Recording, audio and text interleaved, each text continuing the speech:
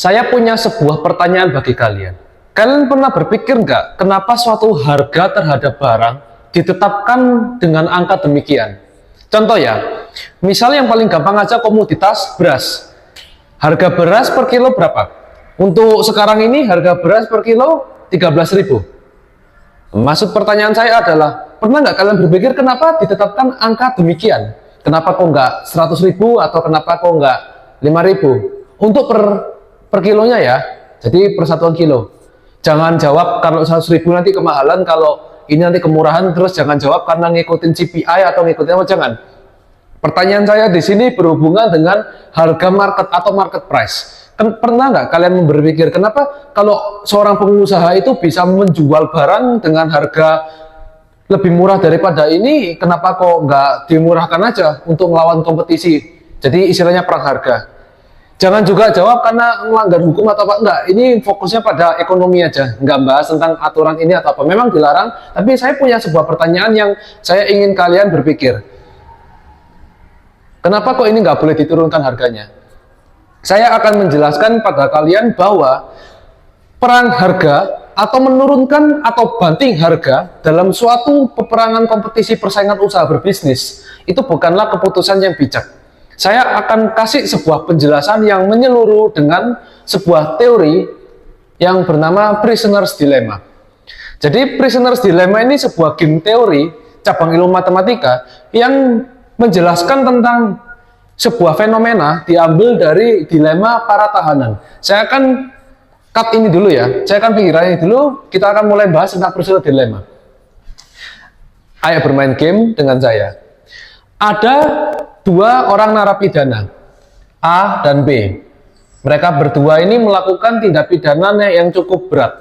Akhirnya mereka berdua ditangkap nih oleh seorang polisi. Mereka berdua diancam dengan pidana 10 tahun. Ini adalah variabel. Angka ini bisa bebas. Mereka berdua ditangkap, dipisahkan, diinterogasi. Tujuannya untuk tahu apakah mereka melakukan tindak pidana ini benar atau tidak. Fungsinya adalah untuk mengaku. Jadi ada dua output pada saat mereka ini diinterogasi.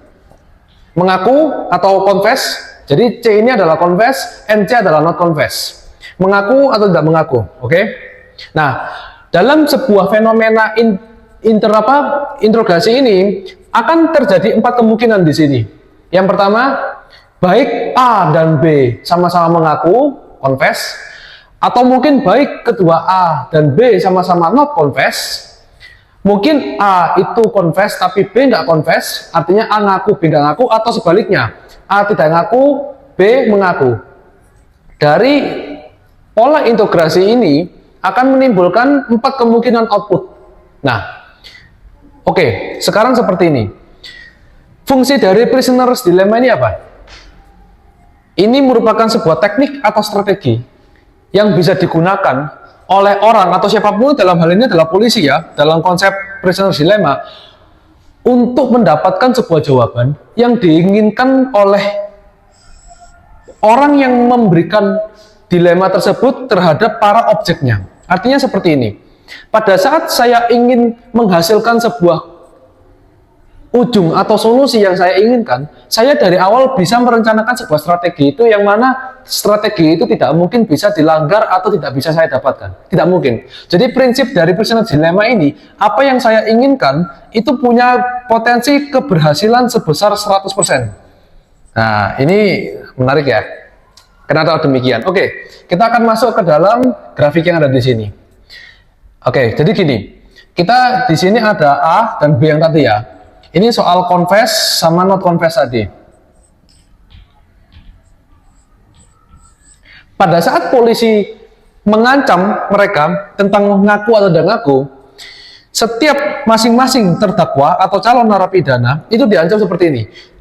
Apabila kalian mengaku, maka kalian akan mendapatkan hukuman yang ringan. Apabila kalian tidak mengaku, maka kalian akan mendapatkan hukuman yang berat.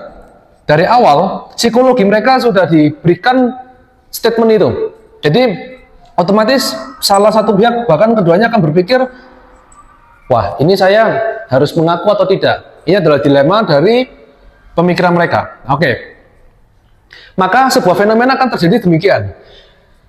Jika salah satu pihak mengaku sedangkan satu pihak yang lain tidak mengaku, baik A atau B, maka salah satu akan mendapatkan hukuman yang lebih berat daripada ancaman yang sebelumnya. Karena tadi polisi sudah ngasih ini ya statement ya, ringan atau berat, itu sudah diancam dari awal. Jadi pidananya 10 tahun, tapi mereka bisa diancam untuk lebih berat. Nah, otomatis salah satu akan mendapatkan lebih ringan. Nah, ini akan terjadi apabila salah satu pihak mengaku, sedangkan pihak lain tidak mengaku, maka akan terbukti bahwa kejadian ini akan benar-benar terjadi, terbukti. Itu sebabnya yang mengaku tadi akan diberikan keringanan sesuai dengan yang ini. Nah, keringanannya adalah menjadi 2 tahun dari yang 10 tahun. Sedangkan yang tidak mengaku padahal jelas-jelas melakukan tindak pidana diberikan hukuman yang lebih berat menjadi 20 tahun. Baik yang ini atau yang ini sama saja, tergantung dari A atau B. Nah, otomatis masing-masing akan bingung nih berpikir. Kalau saya mengaku sedangkan pihak yang lain tidak mengaku, maka saya akan untung, sedangkan pihak yang lain akan rugi kan? Sebaliknya, mereka juga berpikir demikian. Tapi mereka tahu, kalau sama-sama tidak mengaku, mereka akan mendapatkan hukuman yang paling ringan seimbang bagi mereka berdua. Harapan dari kedua belah pihak adalah mendapatkan keputusan ini. Angka ini, 5 tahun, 5 tahun, jadi ini adalah tahun ya, 10 tahun itu untuk masing-masing, 5 tahun ini adalah harapan dari kedua belah pihak.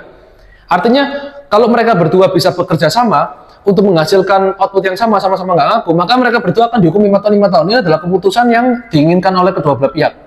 Tapi, pertanyaannya seperti ini, saya kasih contoh ya. Karena saya tidak bisa tahu apa yang, saya adalah A, saya tidak tahu apa yang B pikirkan, karena kita dipisah nih. Yang ada di pikiran saya adalah gini, pada saat saya mengaku, maka kemungkinannya ada 2. Saya adalah A, saya mengaku, berarti saya sudah pasti akan mendapatkan hukuman sesuai, yaitu di sini. Saya sudah pasti mengaku, maka saya akan mendapatkan 10 tahun penjara. Lalu, saya juga ada kemungkinan saya mengaku tapi pihak lain tidak mengaku. Jadi kemungkinannya ada 2 kan, 10 dan 2. Otomatis jika saya mengaku, maka saya akan dipenjara 2 tahun atau 10 tahun. Pilihannya cuma 2 ini. Tergantung dari apa? Kalau yang B, pihak sebelah saya tidak mengaku, maksud saya kalau yang pihak sebelah itu tidak mengaku, maka saya akan dapat 2 tahun. Tapi kalau pihak kedua juga mengaku, maka sama-sama 10 tahun. Artinya, saya kan berharap pada saat saya mengaku, pihak lain tidak mengaku, supaya saya mendapatkan hukuman cuma 2 tahun, yang paling ringan. Ini pikiran saya. Lalu saya juga berpikir lagi, kalau saya tidak mengaku, maka kemungkinannya adalah saya tidak mengaku tapi B mengaku, atau sama-sama tidak mengaku, otomatis saya akan mendapatkan sisanya. Kalau saya tidak mengaku tapi B mengaku, saya akan terkena yang pertama, saya diancam berbohong karena tadi berat di sini ya. Hukumannya akan diperberat. Lalu yang pihak lain akan mendapatkan, maksudnya kalau misalnya yang kedua sama-sama tidak mengaku, maka akan 5 tahun. Nah, jadi saya sudah jelas-jelas sudah memilih nggak ngaku. Tapi pihak B ada kemungkinan ngaku dan nggak ngaku. Kalau pihak B ngaku, maka saya akan dipenjara lebih berat. Kalau yang B nggak ngaku, maka B akan dipenjara sama saya sama-sama nggak ngaku 5 tahun 5 tahun. Otomatis pilihannya ada 2. Kalau saya tadi mengaku, maka saya pilihannya dipenjara 2 tahun atau 10 tahun. Kalau saya nggak mengaku, pilihannya dipenjara 20 tahun atau dipenjara 5 tahun. Nah, pilihan itu ya. 2, 10 atau 2 dan 2, 10 atau 25. Nah, pilihannya cuma itu ya. Nah, sekarang pertanyaan gini. Sisi terberat apa yang akan dialami oleh salah satu pihak? Yaitu penjara 20 tahun. Mereka semua akan menghindari angka ini kan. Otomatis mereka akan berpikir, saya ingin mengajak kerjasama, tapi belum tentu orang tersebut bisa diajak kerjasama. Karena pada dasarnya presentasi dilema ini ditujukan untuk memahami perilaku masing-masing pemikiran orang, bahwa mereka cenderung memikirkan dirinya sendiri tanpa mempedulikan orang lain. Artinya seperti ini. Pada saat saya dihadapkan kondisi seperti ini, mana sih opsi yang paling menguntungkan buat saya? Kalau saya nggak ngaku, saya bisa masuk penjara 20 tahun. Alih-alih pihak lain akan mendapatkan 5 tahun. Alih-alih saya bisa mendapatkan 5 tahun. Kalau saya tidak mengaku, saya akan berharap B juga tidak mengaku kan, supaya kita sama-sama dibebaskan. Lah kalau B berpikir sama seperti saya, sama-sama takut kalau misalnya dia takut saya yang harusnya ini nggak ngaku malah saya ngaku, otomatis B yang akan dipenjara 20 tahun. Akhirnya B akan berpikir B lebih baik mengaku demi keamanan dia. Saya juga akan berpikir demikian. Loh, kalau B nggak ngaku, kan saya yang mati lah di sini. Sebaiknya saya ngaku aja, nggak apa-apa. Saya juga takut daripada saya dipenjara 20 tahun. Otomatis B juga akan mengaku. B akan berpikir demikian sebagaimana saya akan berpikir seperti itu. Otomatis kita berdua, akhirnya A dan B memilih untuk confess. Sampai sini paham nggak? Sorry agak ribet ya penjelasannya, tapi intinya seperti ini. Saya mau tidak bisa tahu apa yang kalian pikirkan. Kalian ya, sebagai teman-teman, anggaplah teman-teman adalah B, saya adalah A. Saya tidak tahu apa yang kalian pikirkan, tapi saya tahu, kalian belum tentu bisa saya ajak kerjasama kan? Nah kalau misalnya saya bilang, ayo kita sama-sama, nggak usah ngaku, biar kita dipenjara 5 tahun, ya kan? Akhirnya saya sudah sesuai nih sama kemauan saya, supaya saya dapat 5 tahun. Nah, kalian sebagai B melihat, wah iya nih, sama-sama 5 tahun. Lalu saya sudah mutus, saya sudah bilang, enggak, saya nggak ngelakuin tindak pidana. Kan saya berharap 5 nih, yang ini 5 nih. Tapi karena teman-teman tahu, kalau teman-teman sudah tahu saya nggak ngaku, teman-teman lebih baik aku atau nggak ngaku? Ngaku dong, supaya apa? Penjaranya cuma 2 tahun tadi. Nah, otomatis kalau teman-teman tahu saya nggak ngaku, maka teman-teman akan berusaha untuk ngaku. Nggak mungkin mau, karena teman-teman sudah tahu saya ngaku, otomatis kemungkinan cuma 5 tahun kan sisanya. Kalian akan dapat 5 tahun, maka kalian akan milih untuk 2 tahun. Kalian akan kabur. Kalian akan menipu saya. Jadi, kalian akan mengambil 2 tahun, maka saya yang tadi yang mengajak teman-teman bekerja sama, teman-teman mengkhianati saya. Akhirnya saya masuk penjara selama 20 tahun, gara-gara pengkhianatan itu. Akhirnya, baik kedua belah pihak akan mengambil keputusan yang seimbang, yaitu sama-sama confess untuk keamanan para pihak. Mungkin kita berharap 2 tahun, tapi saya akan berpikir ini dilema bagi saya bahwa saya bakal dapat 2 tahun dari mana kalau justru pihak yang B nggak ngaku atau ngaku lah, kan saya yang mati di sini. Akhirnya sama-sama baik kedua belah pihak akan memilih keputusan untuk ngaku. Ini disebut sebagai nice equilibrium ya, atau sebuah keputusan akhir yang memang dituju oleh polisi ini tadi. Nah, polisi ini kan mau membuat calon narapidana ini, terdakwa ini mengaku terhadap perbuatannya. Gimana caranya? Menggunakan prisoner's dilemma ini sebagai salah satu teori untuk membuat dilema bagi kedua belah pihak untuk mengambil sebuah keputusan yang menguntungkan dirinya. Akhirnya nice equilibrium ini sebuah akhir apa yang diharapkan dari strategi di awal. Panjang lebar ya. Saya akan masuk lagi. Nah, dari sini saya mulai paham ya, kenapa kok kita ini bisa mendapatkan sebuah hasil akhir sesuai dengan apa yang kita rencanakan di awal. Kita adalah polisi misalnya tadi merencanakan untuk mengetahui bagaimana mereka mengambil keputusan yang seimbang. Ujung-ujungnya akan ke sini. Mereka nggak akan mengambil resiko yang sini, walaupun mereka berharap yang ini. Nah, tapi untuk keamanan mereka akan mengambil sini. Itulah kenapa prisoner's dilemma salah satu teori yang bisa menggambarkan tentang bagaimana kita mengambil sebuah keputusan tergantung dari ego masing-masing perilaku individu. Oke ya. Lalu pertanyaannya, apa hubungannya dengan persaingan usaha tadi? Oke, sampai sini sudah saya jelaskan kan? Bagaimana jika saya mengubah kata-kata confess dan non-confess menjadi sebuah harga? 10 ini 10 tahun kan? 10 tahun, 2 tahun, 20 tahun. Bagaimana jika kita mengubah angka tahun menjadi harga? Harga sebuah produk. Saya hilangkan beras tadi sebagai salah satu contoh. Kita nggak usah tahu produknya apa. Anggaplah ada produk ya, gambarkan ya. Produk ini kita nggak menemukan harga, barang baru nih. Otomatis ada pengusaha mengeluarkan sebuah harga. Pengusaha ngeluarin harga sebesar $15. Karena dia adalah pemilik tunggal, nggak punya kompetitor, maka pengusaha ini bisa melakukan yang namanya monopoli. Satu-satunya pengusaha, otomatis harga pasar bisa dikendalikan oleh satu pihak. Dia bisa menaikkan setinggi langit, tergantung dari supply and demand juga. Ini pengaruh. Tapi kan sendirian. Muncul kompetitor, oke? Muncul kompetitor, nggak tahu siapa. Ini $15 tadi di sini. Muncul kompetitor lain. Mereka memasang harga lebih murah supaya bersaing. Mungkin nggak bersaing harga mahal-mahalan? Nggak mungkin ya. Yang namanya persaingan usaha untuk mendapatkan sebuah customer atau pembeli, harga akan cenderung dicari yang lebih murah karena buying power akan jauh lebih tinggi terhadap produk-produk yang memang kalau komoditas itu ya, kita mencari harga yang lebih murah. Oke ya. Jadi perang harga pasti turun. Ini tak turun nih. $10. Untuk produk yang sama, Ini sama-sama kompetisi. Pertanyaannya siapa yang akan dibeli produknya? Barangnya sama ini, persis. Yang satu jual $15, yang satu $10. Nggak ada kelebihan khusus ya yang jual harga $15 ini. Akan beli di yang $10. Otomatis ini akan melakukan yang namanya peperangan harga. Terima nggak? Yang buka harga $15 tadi? Nggak terima. Otomatis apa yang akan dia lakukan? Stay di sini. Kalau dia stay di sini, dilemanya adalah produknya nggak laku, tapi dia bisa cuan besar. Kalau dia menurunkan harga, produknya akan bersaing, tapi cuannya kecil. Sama seperti ini. Nah, oke. Sama, balik ya. Ini 15 tadi mau diturunin ke $8. Oh, ditantang lagi nih, ayo perang. Ayo, $10. Oke. Yang $10 kalah nih harganya kan. Nggak terima, oke, perang lagi. Perang lagi diturunin, ini minta ke $6, ini $8, turun lagi, sampai misalnya ini dari yang harganya $15, angka yang awal pertama kali muncul, lalu terjadilah perang harga sampai di titik ujung, $5. Barang yang harganya dijual $15, akhirnya diturunkan di $5. Kenapa? Karena peperangan harga, persaingan usaha tidak sehat. Otomatis dua belah pihak perusahaan akan mengalami ancaman bangkrut karena satu dengan yang lainnya saling menyerang. Contoh nyata, pernah lihat nggak produk impor dari Cina ya, kalian misalnya tahu alat-alat mainan apa gitu, barangnya dijual itu di Indonesia harganya mahal, ratusan ribu. Tapi setelah setahun 2 tahun, harganya akan makin murah.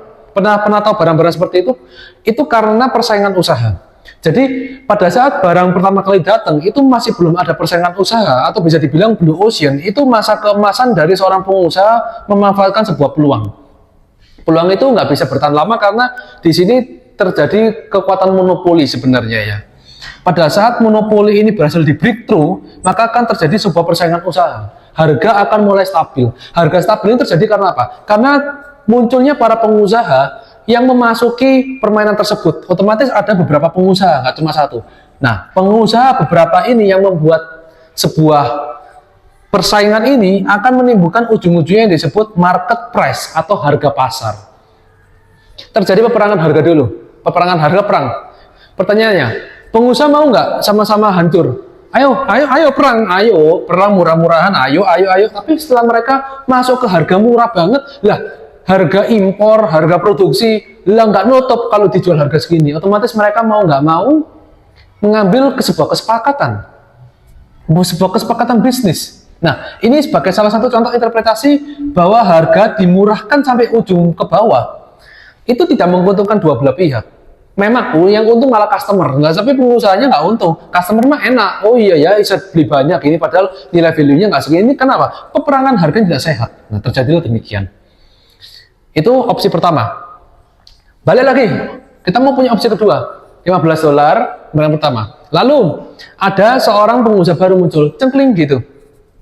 Pengusaha itu tetap nurunin, diturunin. Tapi bedanya dia nantang, cuma tantangannya nggak diterima. Yang tadi ayo murah-murahan sampai semi. Yang ini enggak. Ayo murah-murahan, tapi yang pengusaha pertama milih untuk nggak murah, dibiarin aja.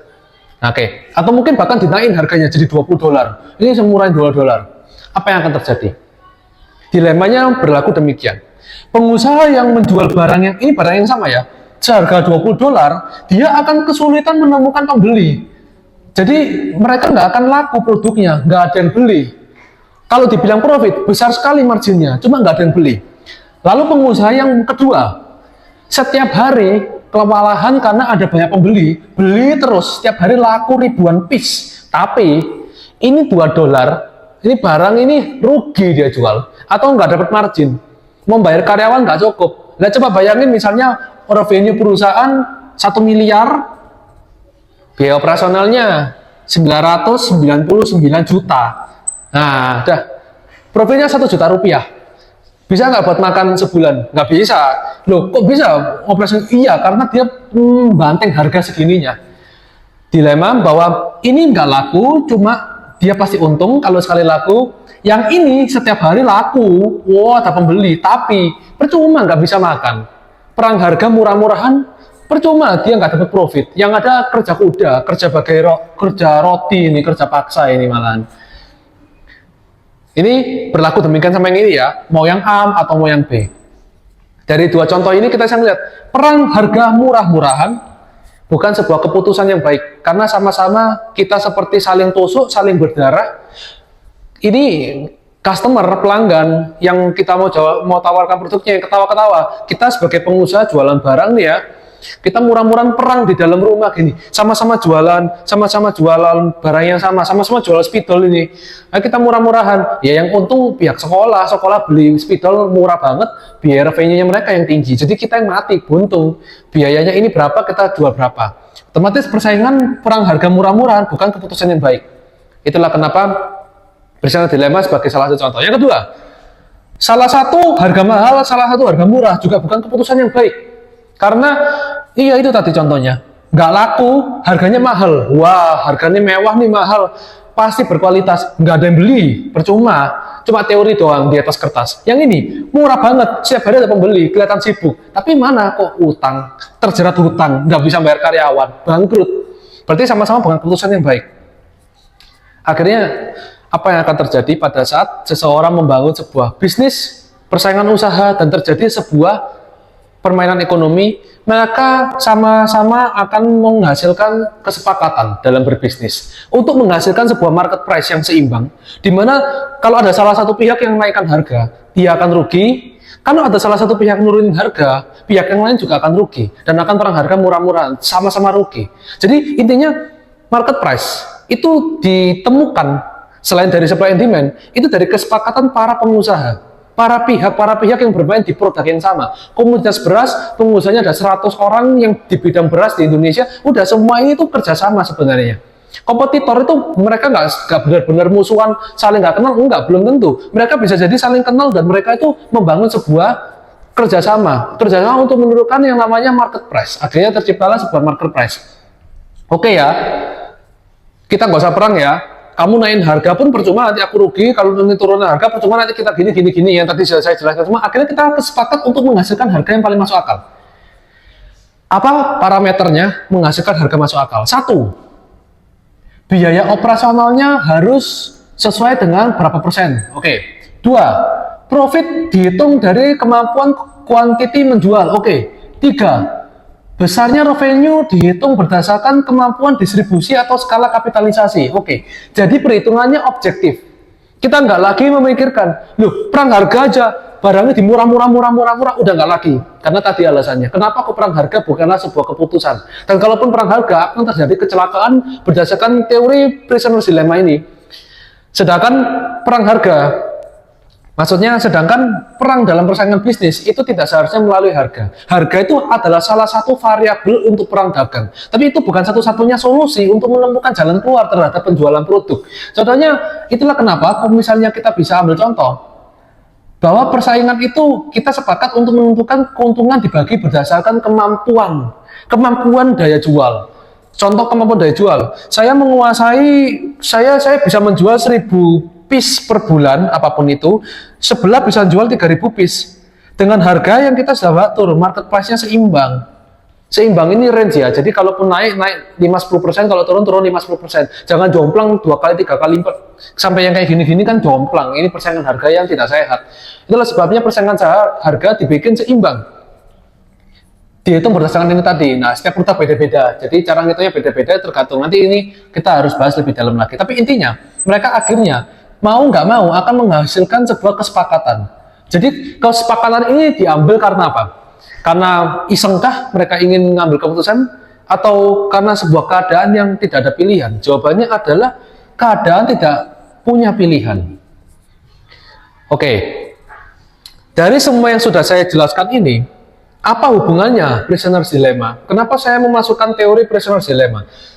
Karena sebuah game teori ini bisa merepresentasikan bahwa persaingan usaha perang harga itu bukanlah sebuah solusi yang baik dalam dagang, dalam dunia bisnis atau perdagangan. Melainkan justru akan menghancurkan salah satu pihak atau menghancurkan sistem ekonomi terhadap satu produk. Itu juga berlaku untuk banyak produk. Akhirnya mereka akan mengambil sebuah kesepakatan. Angka berapapun, termasuk angka yang tadi kita kembali ke analogi awal beras ini, muncul 13.000 ini karena sebuah pertimbangan yang panjang. Melalui teori Prisoner's Dilemma, saya menjelaskan ke kalian semua, itu ujung tombak daripada penjelasan ini adalah muncul sebuah harga yang disepakati para pihak. Objektif variabelnya supply and demand, pasti supply and demand nggak akan pernah berubah. Lalu kesepakatan para pihak. Nah, kesepakatan para pihak ini yang mau saya bahas tadi kan. Yang saya bahas tadi yaitu menggunakan teori prisoner's dilemma. Begitu, demikian yang bisa saya jelaskan kepada teman-teman semua tentang bagaimana cara kerja sistem atau bisa dibilang cara kerja persaingan usaha dan segala pertanyaan berhubungan kenapa kok enggak kita perang harga, kita murah-murahkan aja. Ini sudah saya jelaskan semua dan demikian jawabannya. Terima kasih dan sampai bertemu lagi di pertemuan selanjutnya.